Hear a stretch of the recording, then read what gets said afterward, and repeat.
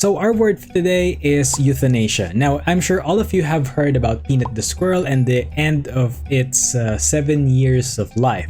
If not, it's all over Twitter or X and became viral almost overnight and got covered by multiple news outlets because Peanut the squirrel was kind of a celebrity. So what happened to Peanut is not gonna go unnoticed. So what happened? So Peanut the squirrel was a rescue squirrel hit by a car, rescued by a man named Mark Longo, a name of a hero. He nursed back Peanut's health, gave him a senzu bean and tried to release him back to the wild, but was unable to, because of being observed to be incapable of living outdoors because he got injured shortly after being released. And since then, Peanut has amassed more than 500,000 followers on Instagram. And on October 30, 2024, authorities barged into Mr. Longo's household and ended the 7-year streak of Peanut the squirrel. And sadly, also his companion, Fred the raccoon, who was there for only a few months, got euthanized out of nowhere. And here's a more detailed explanation from Mr. Mark Longo of what actually went down. It not only tears my family apart, but Peanut was the cornerstone of our nonprofit animal rescue. And 10 to 12 DEC officers raided my house as if I was a drug dealer. I was sat outside my house for 5 hours. I had to get a police escort to my bathroom. I wasn't even allowed to feed my rescue horses breakfast or lunch. I was sat there like a criminal after they interrogated my wife to check out her immigration status, then proceeded to ask me if I had cameras in my house, then proceeded to go through every cabinet, nook, and cranny of my house for a squirrel and a raccoon. They got a search warrant. 4 departments and a judge signed off on a search warrant for a squirrel and a raccoon. And then they took them and killed them. And not only that, they ransacked the house, turned it into Asmongold's house before the cleaning he did recently. I'm going to show you a little bit of the destruction that the state did to my house. This is how they left Danny's bathroom. This is how they left the f***ing bathroom. This is how they left this shit. Where are you going to find a f***ing squirrel in here? Where are we going to find a raccoon?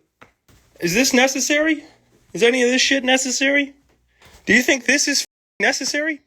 To find a raccoon and a squirrel. This is what they did. They pulled out the screens of my windows.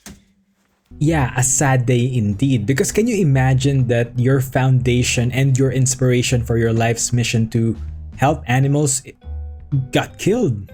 He was all over TikTok. He became the first squirrel on TikTok to ever hit 1 million followers. He did every news station around the world. He's helped people. He's helped kids gather joy. And then we started a nonprofit animal rescue called Peanut's Freedom Farm to help animals like Peanut fight a good fight when they're in a neglected case or they're sitting in a slaughter auction. And he was the cornerstone of our life and our organization. We used his platform to help raise money for the 300 animals we have at our sanctuary. Now, the officials said that Peanut bit one of the investigators and that's what caused them to unleash hell on earth to those poor creatures. Like, they rescue animals because of Peanut. And that squirrel, 7 years, that's a solid family member right there. And I can't even fathom how hard it must have been to be powerless to stop what's about to happen to your family member. If they did a quick Google search before marching their stonky feet into their property, they could have easily find that squirrel, despite being a mammal, is not capable of transmitting rabies, and there's no record of rabies being transmitted by a squirrel. No one in the United States has ever gotten rabies from a squirrel. Squirrels and other small rodents are rarely infected with rabies and have never been known to transmit it to humans. And it's a good thing that they didn't barge into their other animal care and started euthanizing left and right. Rescue. We have over 300 animals with 74 horses today. We have 74 horses to feed every single day. And this is actually a pretty shitty mindset that is apparent in scenarios like this, like Marshall and Millions, for example.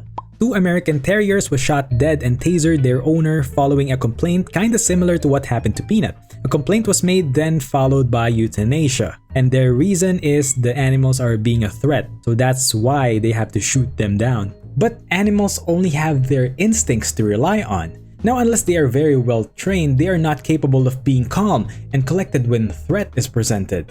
There will be a high chance of retaliation. In their case, they're the threat.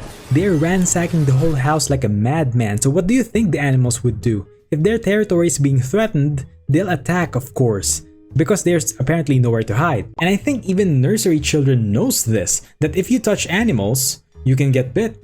Simple as that. You don't bother them, they don't bother you. But that doesn't mean that every animal that retaliates have rabies.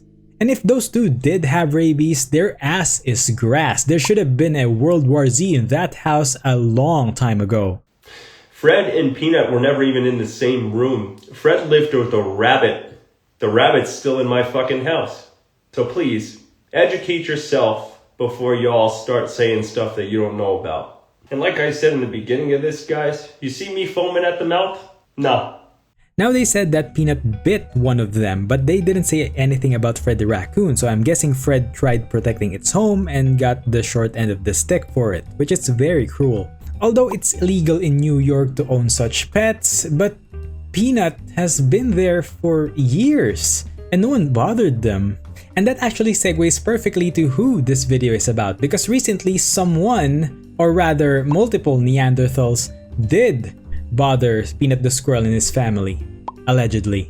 And one of them is this woman right here, Monica Kiesler. And after finding out that she's one of the complainants in true internet fashion, they dogpiled on her in an instant, which led to her wiping all of her socials, and the internet quickly crowned her as the Karen of the year that got Peanut the squirrel killed.